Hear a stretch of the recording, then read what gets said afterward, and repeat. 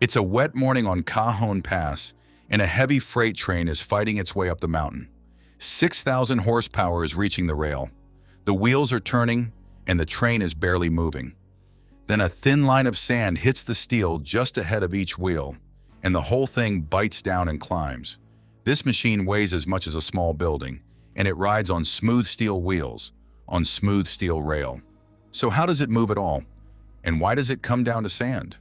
Now, to really get why the most advanced locomotives on the planet still carry a box of sand, something you could grab at any hardware store, you've got to follow three threads. First, the physics. The reason a steel wheel is both the best and the worst thing about a railroad. Second, the machine itself and how it turns loose sand into grip in a fraction of a second. And third, the money. What actually happens on the day a train runs out of sand halfway up a hill? Let's start with what makes a railroad special in the first place. A steel wheel on a steel rail barely fights its own motion. There's almost no friction slowing the roll. And that is exactly why the railroad is the most efficient way to move heavy freight over land that anyone has ever come up with. The Association of American Railroads loves to say that a single train can move a ton of freight around 470 miles on just 1 gallon of diesel. A truck doesn't even come close. That efficiency isn't luck. It's the payoff from that hard, smooth, low-friction contact between wheel and rail. But here's the catch. The exact same thing that makes the train so efficient is the thing that can leave it stranded on a mountain. Low friction is wonderful when you just want to keep something rolling. It's a nightmare when you need to get it moving or drag it uphill against gravity. The grip a wheel can get before it gives up and spins has a name. Railroaders call it adhesion, and they measure it as a slice of the weight sitting on the driving wheels. On clean, dry rail, a locomotive can turn maybe a quarter to a third of that weight into forward pull. But let that rail get wet or greasy or coated in crushed leaves, and that number can crash all the way down toward a tenth. Think about what that means on a hill. On a 2% grade, which is steep for a main line, the locomotive is already burning most of its muscle just to hold the train against gravity. On a good day, the gap between climbing and slipping is thin. On a bad day with a dirty rail, that gap is gone. The wheels break loose, they spin, and the train drags down to a crawl. So the question was never whether steel on steel is slippery. It always is. The real question is how a railroad buys that grip back, at the exact second it needs it, without throwing away the efficiency that made the whole thing worth building. And the answer is sitting right there on the locomotive frame. Every railroader calls it the sandbox. Inside is dried silica sand, ground to just the right size and kept bone dry, because even a little moisture makes it clump and jam at the worst possible moment. From that box, pipes run down to little nozzles, aimed just ahead of the lead wheel on each set of trucks. When the sand is called for, a blast of compressed air fires a thin, precise stream right onto the rail, into the exact spot where wheel meets steel. The grains get crushed under enormous pressure, they roughen up that glassy surface, and the grip that had collapsed toward a tenth climbs right back up toward a third. And none of it works without a huge supply of dry sand standing behind it. Every big terminal and fueling stop has a sanding tower. It dries the sand, stores it, and drops it into the locomotive in minutes. One heavy locomotive can carry well over a ton of the stuff and chew through a shocking amount of it on a hard climb. Now multiply that by every locomotive on every railroad running every single day. The sand that railroads pour onto their own tracks adds up to millions of tons over the years. It's one of the biggest low-tech operations in all of transport, hiding in plain sight, right behind the high technology it's there to protect. And that technology has gotten genuinely incredible. On an older direct current locomotive, the driver had to wrestle wheel slip mostly by feel, riding the throttle, and those machines could only really turn about a fifth of their weight into pull before the wheels let go. Then the alternating current locomotives came along and changed everything. They run a control system that doesn't try to stop the slipping, it rides the edge of it. The computer watches every axle, and the instant one axle starts spinning, even a hair faster than the train is actually moving, it knows that wheel is starting to lose its grip.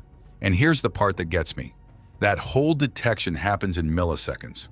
way faster than any human could ever react. The system catches the tiny slip, eases power off that one axle, and it can fire the sand automatically, all before the wheel ever spins up into a full slide. Then it does something clever. It allows a tiny controlled bit of slip, called creep, because a wheel that's creeping just slightly against the rail actually grips harder than one turning in perfect lockstep. So the locomotive isn't fighting the slip, it's surfing it. And by living right on that knife edge, one of these machines can push its usable grip past 40% of the weight on its wheels. A number the engineers who built the first diesels would have flatly called impossible. And in the worst weather, all of it still leans on one thing: a stream of sand hitting the rail at exactly the right instant. If you're getting something out of this, go ahead and hit subscribe. We dig into locomotive history, railroad engineering, and the little details that keep freight moving every week. So, what happens on the day the sand runs out? Or the sanders jam, and a heavy train loses its grip right there on the grade? The word railroaders use is stall, and it's one of the most expensive things that can happen to a freight train, short of an outright derailment. Because a stalled train isn't just a train that stopped, it's often a train that can't start again. Getting a heavy train moving from a dead stop on a climb takes even more pulling power than keeping it rolling did. Now the locomotives have to beat gravity and the dead weight of the whole load at once, from zero on a rail that might still be filthy. If the machine couldn't hold its grip while it was moving, it has no hope of restarting the whole train standing still. And now the crew is stuck. From there, every option is painful. Sometimes they have to double the hill. That means uncoupling the train, dragging the front half up to the top, then rolling back down for the rest. One trip becomes three, and the grade is tied up for hours. Other times, a helper locomotive has to be sent out just to shove from behind. A whole crew and machine committed to rescuing one train. And the entire time, that stalled train is parked across one of the busiest arteries on the network. Every train behind it stops. Schedules that were timed to the minute just come apart. On a big mountain crossing, a single stall can snowball into a full day of delay and a bill with a lot of zeros on it. Now hold that up against the cost of the fix. Sand is one of the cheapest materials on Earth.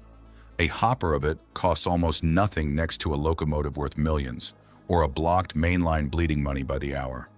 And that, right there, is the quiet logic under this whole thing. The railroad isn't dumping sand on its own tracks because it enjoys the mess. It's buying the cheapest insurance policy in heavy transport against the single most expensive kind of everyday failure. But if you only look at the locomotive, you miss the real reason sand can never be engineered away. Because the smartest wheel control computer on Earth can only work with the grip the rail is willing to give it. And the railroad does not control the rail. That strip of steel is exposed to everything. A film of dew at sunrise can cut the grip in half. A light rain after a dry spell lifts oil and dust into a slick paste on the steel. And in autumn, falling leaves get crushed under the wheels into a hard, glassy film that's so slippery it has stranded trains and shut down entire commuter lines. None of that is the locomotive's fault. It's just weather and seasons landing on hundreds of miles of unbroken steel, running through forests, towns, and open country. Impossible to cover, impossible to keep clean.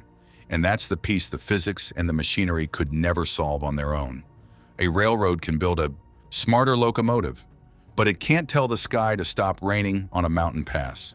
What it can do is hand every locomotive the power to make its own grip, on demand, in the exact spot it's needed, the very instant the weather turns against it.